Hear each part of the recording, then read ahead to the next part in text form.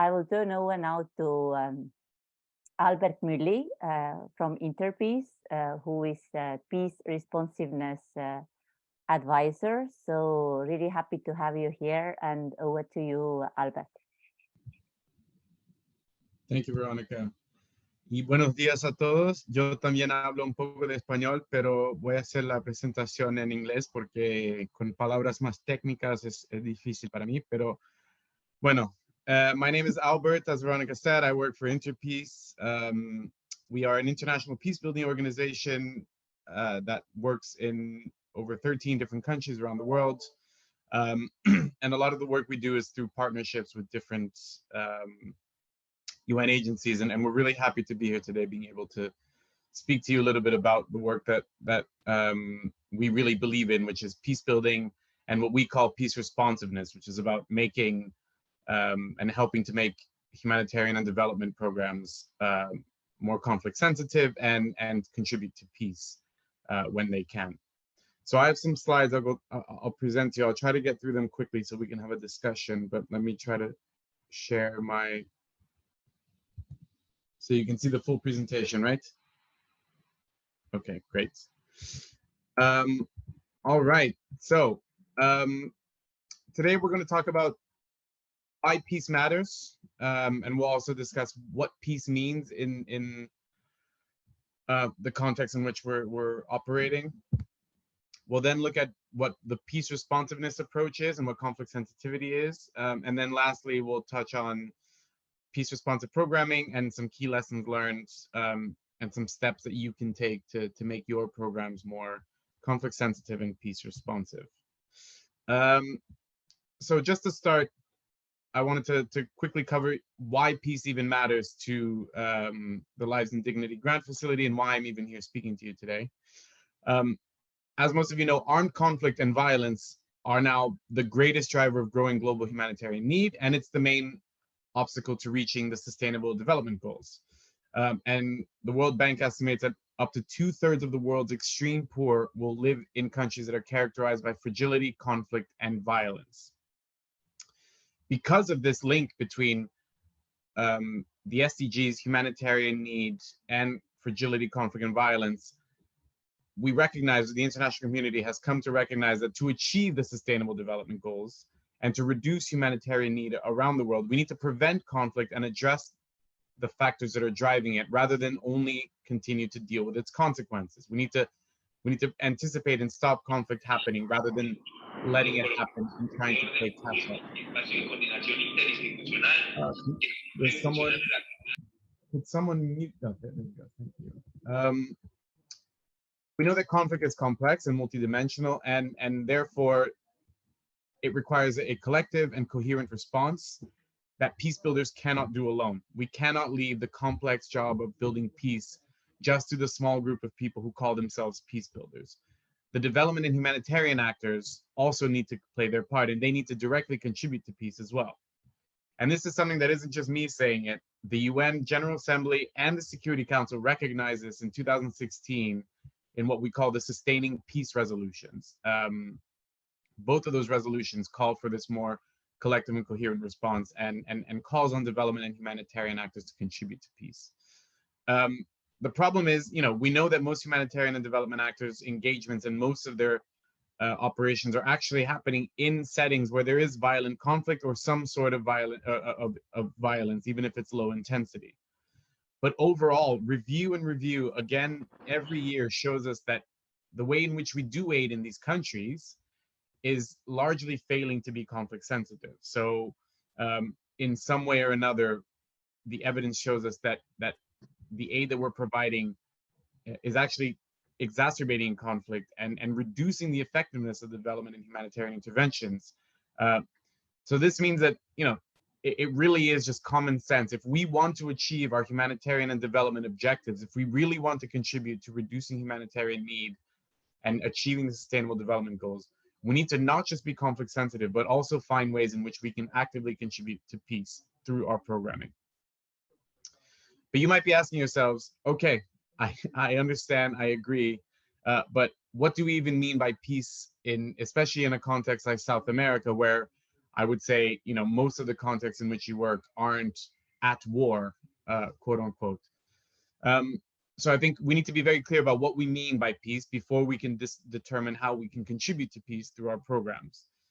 And, you know, InterPeace, we've been working for nearly 30 years, and we know that peace means different things to different individuals and to different organizations.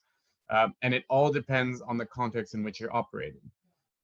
There's a tendency for people to think about peace just in terms of negative, what we call negative peace, which is just the absence of war or the absence of large-scale societal violence.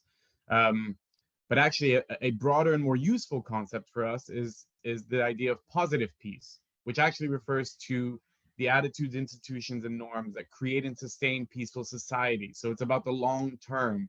It's about thinking through, you know, what social relationships between people in a society, as well as between the state and the society, are required to make sure that there's safety, security, social justice, equality, mutual trust, and that all the drivers that could lead to conflict and violence are properly addressed. So for InterPeace, the concept of peace is linked to deeply issues of inclusiveness, equality, especially gender equality in society. And we know that to achieve positive peace, it isn't just avoiding violence or stopping violence from happening. It's about addressing the intersectional inequalities and structural power imbalances in societies. That's the only way that we'll achieve long-term peace. So positive peace is a concept that I think is very useful as a peace builder, because it makes sure that we think about issues of conflict and violence, not just in places where there's an all-out war. So, you know, Afghanistan or Yemen or Ukraine now, but also in places where there's fragility and violence that we can't really define clearly as a war. But you know, that includes a lot of the context in South America. I myself am from Brazil. This year we've seen a lot of political violence related to elections, and you know, it's not a war, but there's a division within the country, and we're seeing some forms of violence happening between those people. So the question is, through a positive peace lens, I wouldn't be able to say that there's positive peace in Brazil right now. So the challenge, now that we've understood that peace matters and that peace can mean not just the absence of violence, the challenge really is to address how humanitarian and development actors, through our programming, can achieve the objectives that you're setting out to achieve, but also do so in a way that is conflict sensitive and contributes to peace.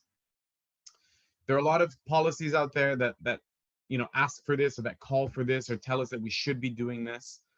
Some of you may be familiar with them, some of you may not, but the sustaining peace resolutions that I mentioned earlier, one of them. The OECD as well, they in 2019 issued this humanitarian development peace nexus recommendation. The World Humanitarian Summit in 2017 or 2016 also issued commitments to make sure that humanitarians work more closely together with development partners and address the risks and vulnerabilities, and not just, you know, react to needs, and to think more long term. But there is still a big gap between these policies that asked us to do this and that recognize its importance, and the practice on the ground in the actual programs and organizations that are developing this important work on the ground. Some of this lag between policy and program is because there's a lack of political will, or there's even a resistance among humanitarian and development actors who think that it isn't their role to contribute to peace, which means that we need to convince them, we need to talk to people, we need to explain why it is important. But also, even in organizations that do think that it's important and they recognize it, they don't necessarily know how, because their expertise is in their area of work, whether it's food security, whether it's water and sanitation, whether it's education, whether it's economic development. Peace hasn't been part of the equation, and issues of positive peace and social cohesion and changing social relationships between people in a society hasn't been part of what they think about. It's about the technical work. So translating these policies around peace building into practice really requires thinking in a new way. It requires new mindsets, but it also requires new tools and approaches and incentives. And this is where, you know, organizations like InterPeace come in, because we help organizations develop these new tools and approaches, and hopefully help them change their mindset to understand the requirement for peace and how they can contribute to peace. So To us, peace responsiveness, we use the term peace responsiveness just to talk about how responsive and how flexible organizations are to be responsive to the requirements to contribute to peace. And conflict sensitivity is a part of that. So peace responsiveness, again, it's about contributing to peace, but it's not about turning every organization and every program into a peace building program. Not at all. It's about making sure that humanitarian and development organizations can contribute to peace, but within their mandate. So it's about understanding the links between the work that you do on the ground and the context of violence and fragility that you operate in, and trying to identify linkages and pathways for you to be able to contribute to building peace, to building social cohesion, to building that positive peace that I mentioned earlier. So it isn't about changing what you do, it's more about changing how you do it, and more about changing who you engage with in the work that you do. And in the end, it's an approach that ultimately aims to enhance collective impact. It's about supporting inclusive and locally led change. It isn't about imposing change from the outside. And in essence, it's about strengthening societal resilience to conflict and violence, but also societal ability to manage conflict in a peaceful manner. Because conflict is very normal. Conflict is often the way that we advance in society. But the challenge for us is to make sure that conflict is managed peacefully, and that is any sort of conflict is managed towards its positive outcomes, not allowed to degrade itself into violence. And we've learned from InterPeace that peace responsive programs, or programs that think about and go through the process of thinking through how they can contribute to building peace, often tend to be programs that are also just more effective in achieving their original objective, just because things like working locally, doing analysis of your local context, working with local organizations, being mindful of changes in dynamics, etc. These are just things that are part and parcel of good programming. So this diagram here just shows you the difference between working in conflict. So on the left, you'll see working in conflict, and that's conflict sensitivity. And that's just about making sure that your program doesn't make things worse. But as you move up and to the right, we become more ambitious, and we look at how can you be not just avoiding conflict, but contributing to peace. So now I'm going to quickly talk to you about the kind of key components that you need to get your program to a situation in which you are contributing to peace. So peace and conflict analysis is crucial. Then theories of change. So you develop a theory, as I mentioned earlier, a pathway. You identify linkages between the findings of your peace and conflict analysis and your program to identify how you could potentially contribute to peace.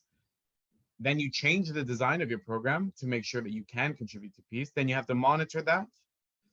You have to capture lessons, and then you have to adapt your program. And so this needs to be a continuous process. It isn't just something that you do once and you stop. So the first component is peace and conflict analysis. So you need to do an analysis of the context in which you're working. You need to understand the social relations. Where are the divisions in society? What are the issues that trigger conflict? What are the issues that trigger violence? And you need to not spend too much time and effort on this. This doesn't need to be something that you spend months on and you hire specialists to do. You know, you need to be realistic, and it needs to be proportionate to your time and resources. And you can even do it, and we mostly recommend that you do it as part of your broader analysis of the needs, risks, and vulnerabilities that you would do anyway when you're designing a program. But that instead of just if you're doing a program that's looking at food security, for example, or at refugees, you don't just look at their needs. You also look at the context in which they live, the people who they interact with, what are the potential risks of conflict, but also what are the opportunities for building peace and for building social cohesion. There are different frameworks that you can use to conduct this type of analysis. But I think, to me, the lessons that we've learned in InterPeace is that the main priority that you really need to do is you need to get enough understanding of the context to be able to identify, as I said, the risks that you might be making things worse. So you need to look at, here's the context on one hand, here is the intervention we're planning on the other. What are the risks that we can make things worse?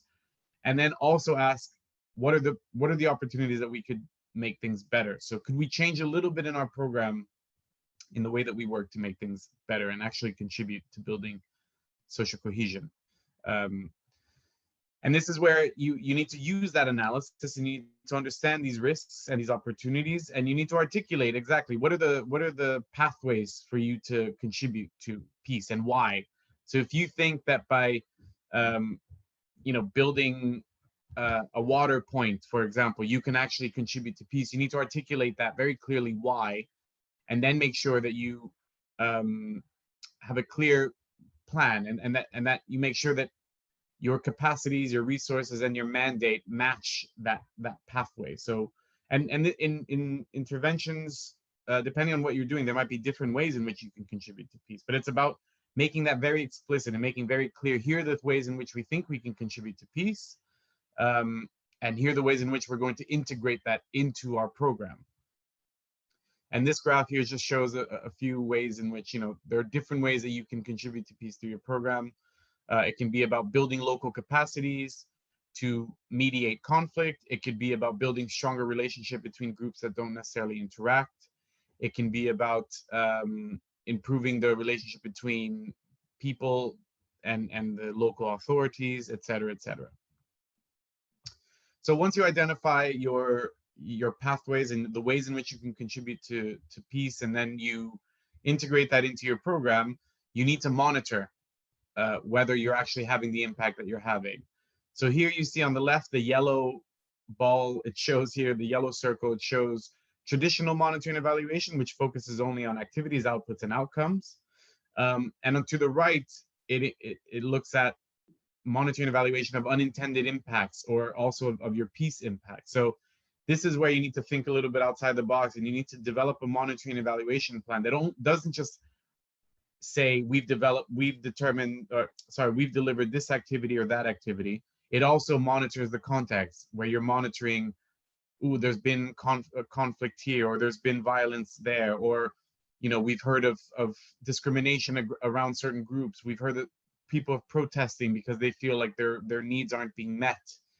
And in the same way, you then also need to measure how you might be contributing to either those negative things, or how you might be contributing to positive things. So you need to monitor the context to know if it's getting better or worse.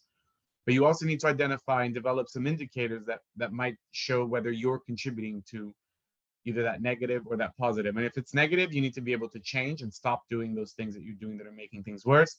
And if it's positive, you continue to do them and see ways that you can do it even more.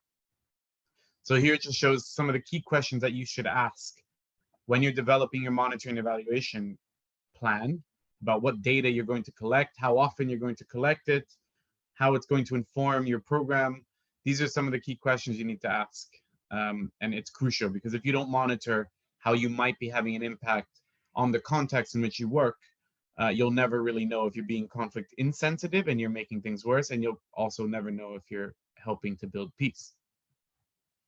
So here are some examples of unintended impacts that, when you're developing your program and you're so focused on your results and your activities, that you might lose sight of. And so it's always good to remember there are different ways in which you might accidentally or inadvertently contribute to making a situation on the ground worse. One is that goods and money that you distribute to your program could be stolen or used by actors that are violent. They could be diverted or taxed to fund violence in some form or another. The way in which you operate, through bringing in goods from the outside, or buying goods locally, or providing wages to local staff, it could also contribute to conflict by distorting local markets. It could reinforce the local violence economy. So you need to also think about, it isn't just your activities, it's also just your physical presence, and the fact that you're now an actor in a context, buying things, hiring people, etc. You need to think through that as well. So this is where this type of thing isn't just about people who are delivering programs. It should also be raised with your finance team, your procurement, anyone who's doing procurement, anyone who's doing logistics. These things are important for them as well. But yes, we can go into that in more detail, but these are just a few examples. I'll move on. And as I mentioned, monitoring and evaluation is key. So peace and conflict indicators, as I said, is you should be actively trying to collect information about the context. So as I mentioned, you should maybe monthly try to collect data and be able to report on the number of incidents of intercommunal violence, protests, of incidents of criminal behavior, things like that. And at the same time, you should be developing some sort of interaction indicators. So indicators that you try to understand how you're having an impact on the context. And the best way that we've learned to do this is often by just asking the people in the community. So, you know, whether it's quarterly or every 6 months or once a year, you should go out and you should ask the community, what are their perceptions about the activities? What are their perceptions about safety and security and social cohesion in the community? What do they think is making things better? What do they think is making things worse? So capturing the perceptions of the people you're working with is key for this. So I'm going to touch on 2 quick case studies, and then I'll hand over to one of the colleagues who have joined us online today to talk about one of the cases in one of the programs that are currently funded under the facility. So one case study is a program on the border between Sudan and South Sudan in an area called Abyei, where there are 2 groups, 2 different ethnic groups, the Dinka and the Miseria. These are people that have for millennia shared natural resources in the area, but because of climate change and movement of people, there's been increasing confrontation and tension, and the natural resources they use, they're competing over them more and more.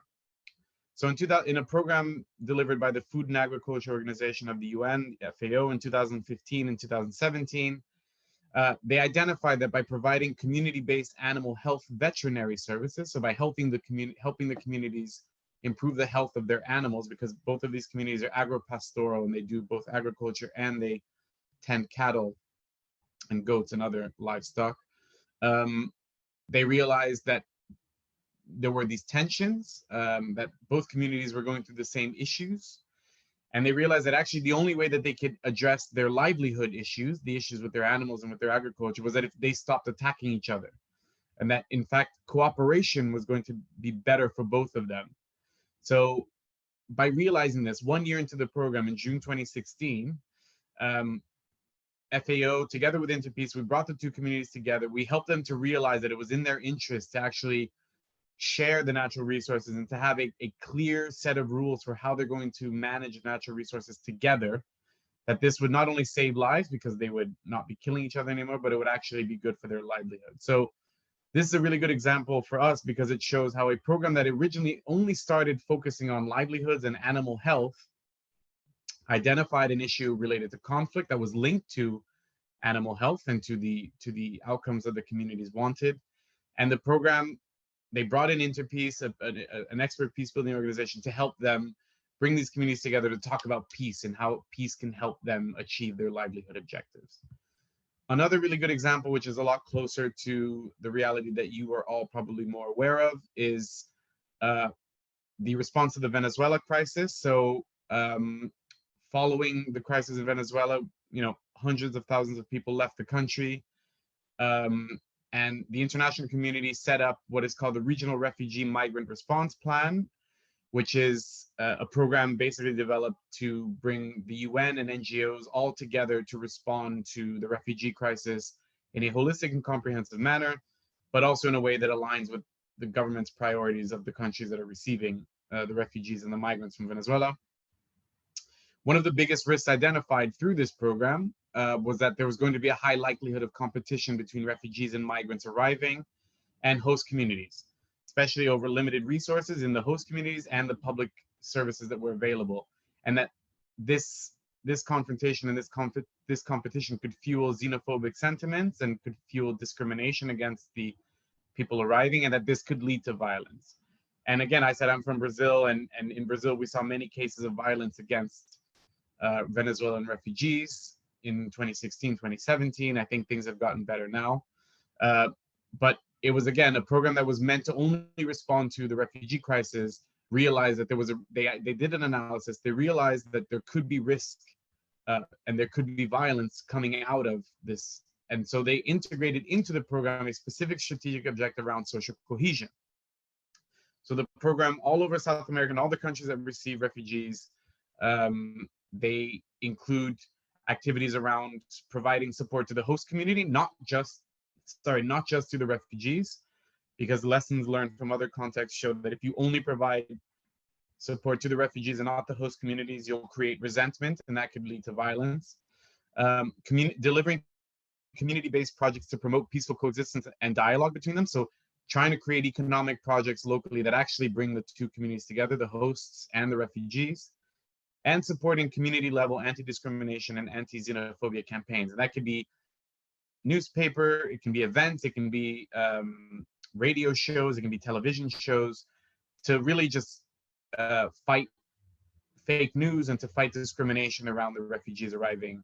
So I think that that's a really good example to show as well. And then thirdly, I think we have a colleague from the project in Costa Rica who I think is going to present, but I don't know if she's online. Veronica, do you know? Yes, Tanyuska, Yes, can you Tanyuska. hear us?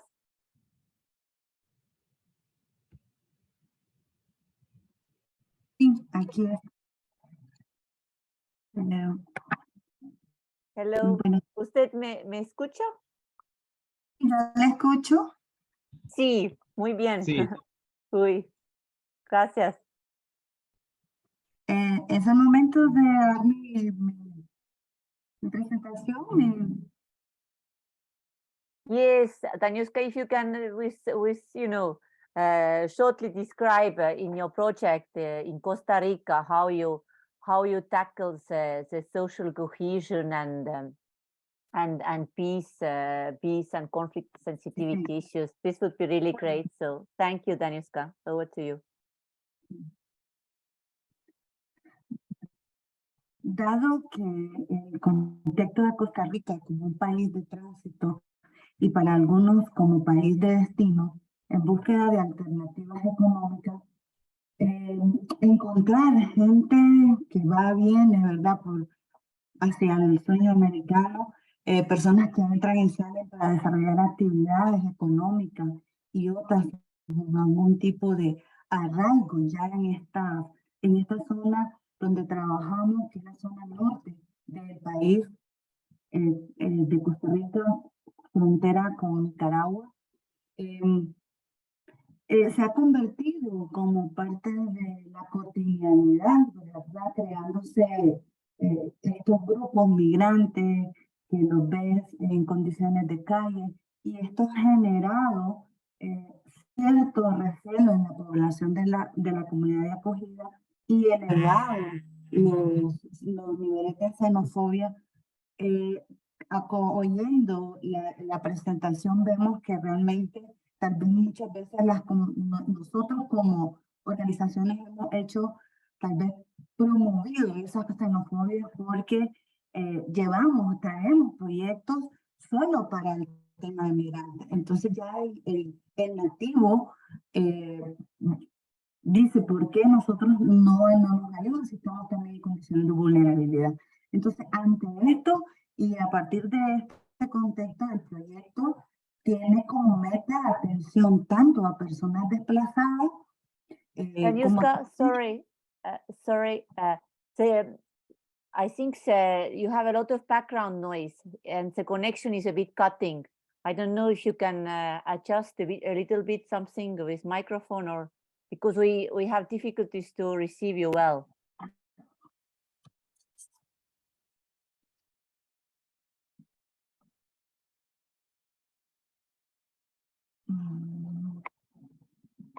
Okay. ¿Ahora me escuchan mejor? Yes, now it's muy bien. Okay. Es mejor. Gracias.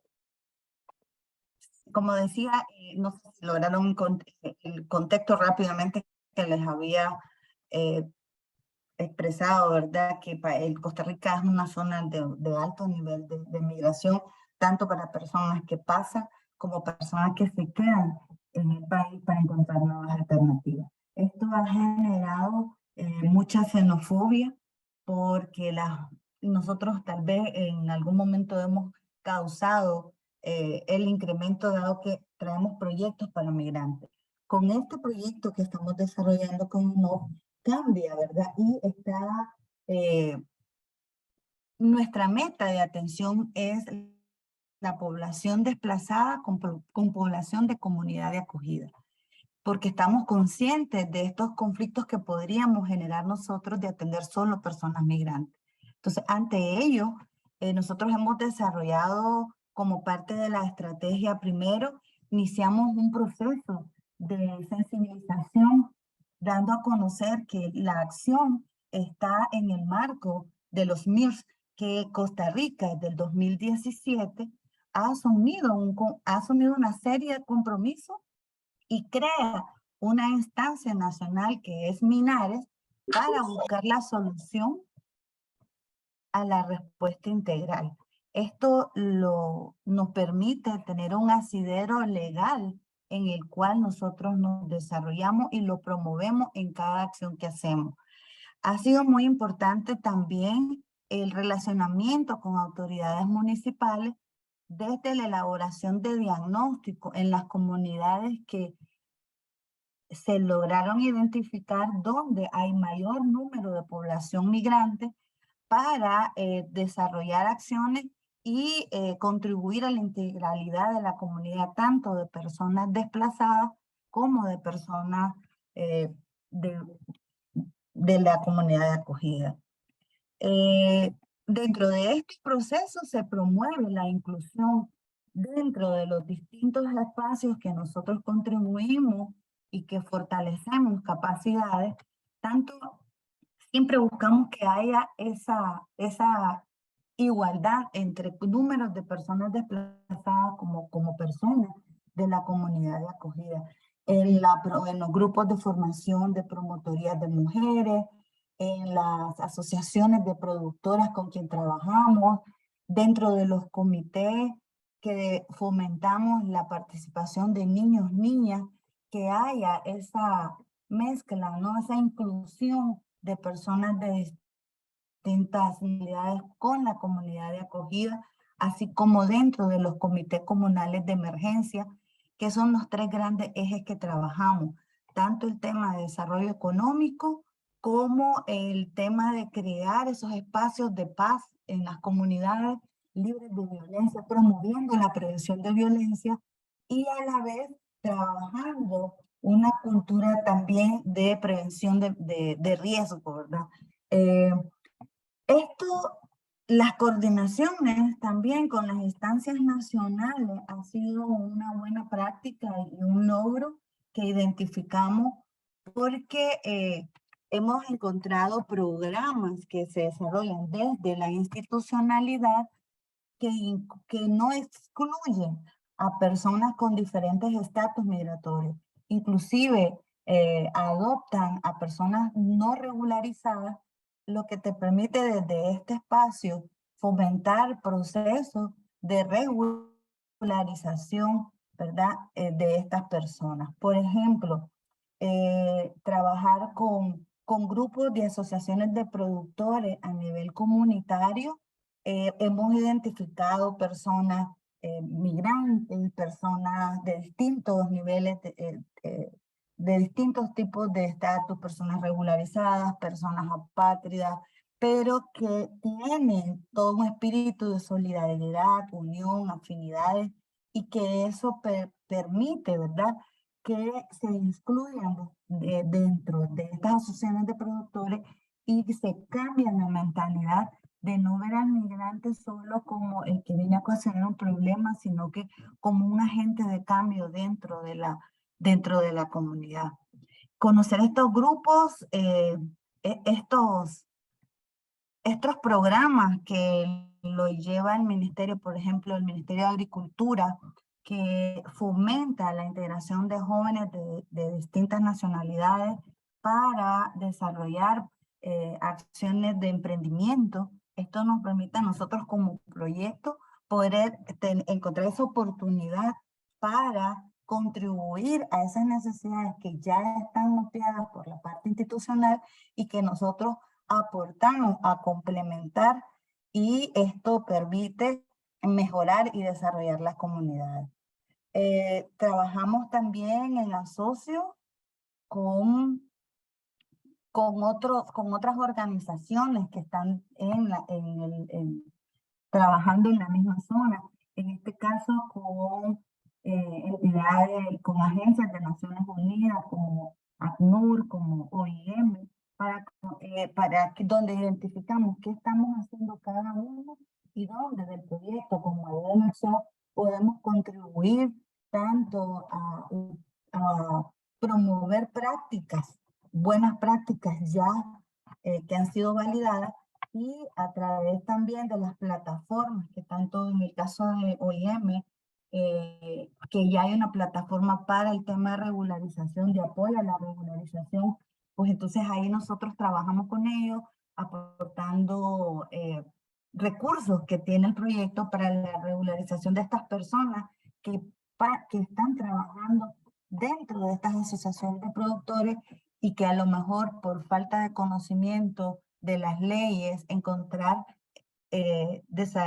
compartir con ellos la ruta que deben de seguir, tanto para el tema de regularización, igual en el tema de conocer la ruta de prevención de violencia y hasta la ruta inclusive para poder que de manera empírica ellos han desarrollado emprendimientos, contribuir nosotros con el fortalecimiento de esas capacidades y dirigirlo a través de las coordinaciones con el Ministerio de Economía, cuáles son esas gestiones que ellos tienen que desarrollar para que ese emprendimiento y apoyado con la regularización, ellos puedan inscribir y pues, dinamizar más su negocio, ¿verdad? Es parte de las acciones que nosotros creemos que ha sido muy importante, y esto pues va de la mano también con el desarrollo de campañas a través de radio,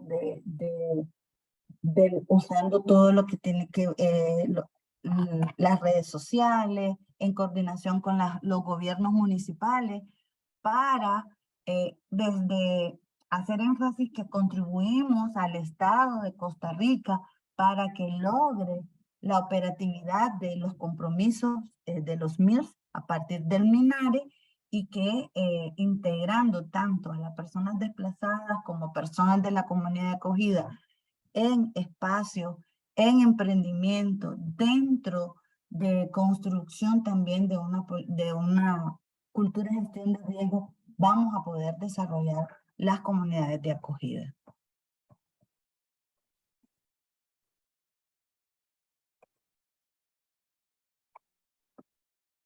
¿Aló?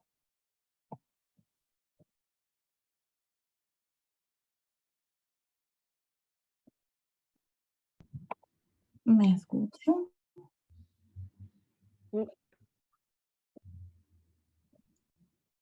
Hi, Taniuska was speaking, but has stopped.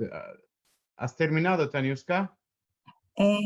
Quería consultar si me escuchaban, porque sentí que estaba hablando y no sé si lograron escucharme todo.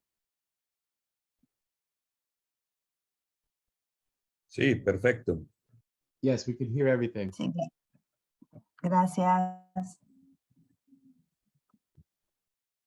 Okay, thank you very much, Taniuska, for that. That was a very good presentation, a very good example of a program that has considered all of the issues that I talked about, and that included consideration of the host communities, that really looked at social cohesion as an objective that would help integrate the migrants into that community, but also to transform perceptions around migrants and to build mindsets that are more pro-peace and more about social cohesion, and valuing this new group and integrating them rather than seeing them as a threat, and rather than seeing them as people that deserve any sort of violence and that are outsiders. So projects like that really think about social cohesion, I think, especially in the context in Central and South America, are very important, and so I'm really glad that you shared.